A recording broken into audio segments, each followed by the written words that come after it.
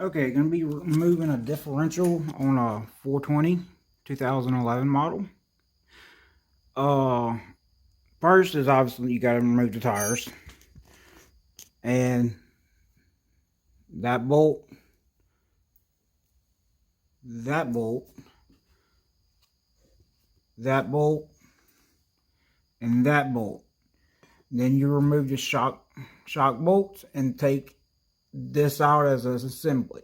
Before you do that though, you got to take the axle nut off the axle so you won't have to do that, and you have to take the brake caliper bolts off. There's the other one, and then there's one right here. You have to take those off and lay a caliper to the side. You got to do this on both sides, so I'll be back. Another thing, if you have a bearing greaser to grease this hub bearing right there, I have one that goes inside the bearing to grease it, but now would be a good time to degrease it while you got everything apart if you have it. If not, I'd advise getting one because they are bearing savers. I'm also changing tie rod ends. So unbolt that one from the knuckle and this one from your steer out. You can't really see it. That one right there. Again, same thing on the right side. Shock mount bolts, A-arm bolts, right there and there and there. Axle nut, tie rod end. Since I'm taking it apart, I'm changing both tie rod ends, this one and that one again. They way overdue. And the bolt right here and right there for the brake caliper. Okay, to remove the diff, that bolt,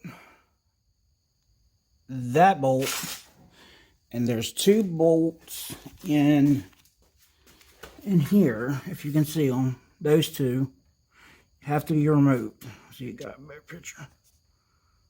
Those two. Right.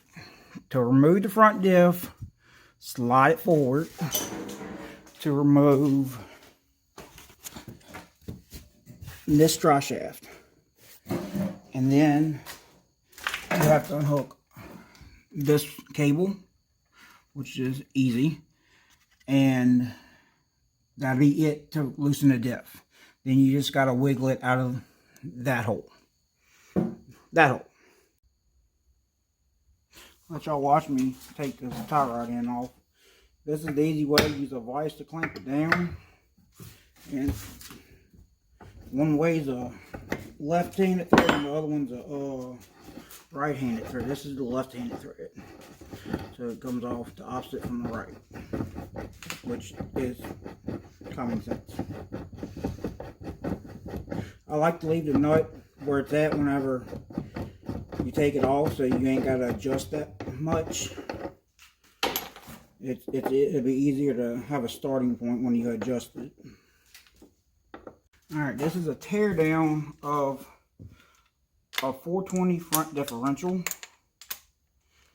It takes two 14 millimeter bolts and 1, 2, 3, 12.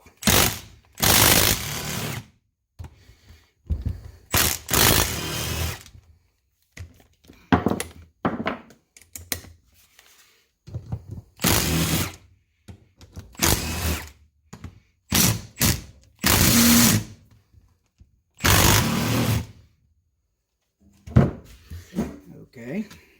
Oh, my bad. 1, 2, 4 10 millimeter, 12 millimeter. Then once you got the bolts out, you take a screwdriver, which I gotta get.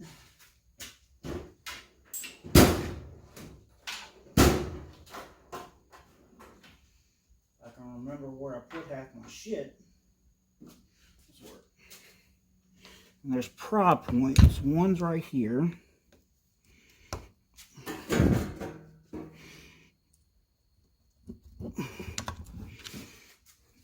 other one is right here, I think. No, it's right here on the other side of this.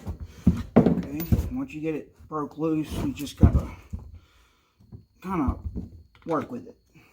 I'll be back. Alright, I'm back. That's the cam follower assembly, is what I call it. It's what regulates the differential. And it has these shims. Do not lose them, do not get them mixed up.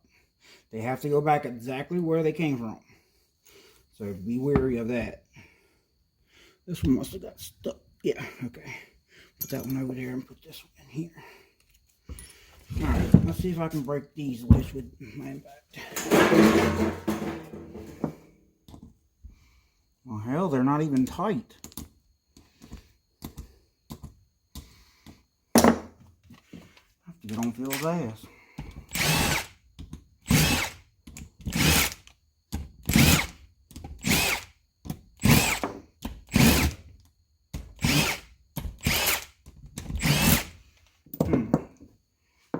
Phil, I'm gonna have to send you this video because these were not tight and I paid you to rebuild this. So, and in here is all the guts which just fell out. Dadgummit. Alright.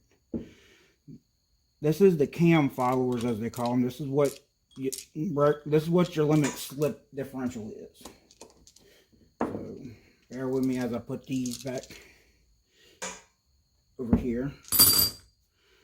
And this is what your CV axles get to, and then whenever it slips on them cam followers like that. So I'll be back.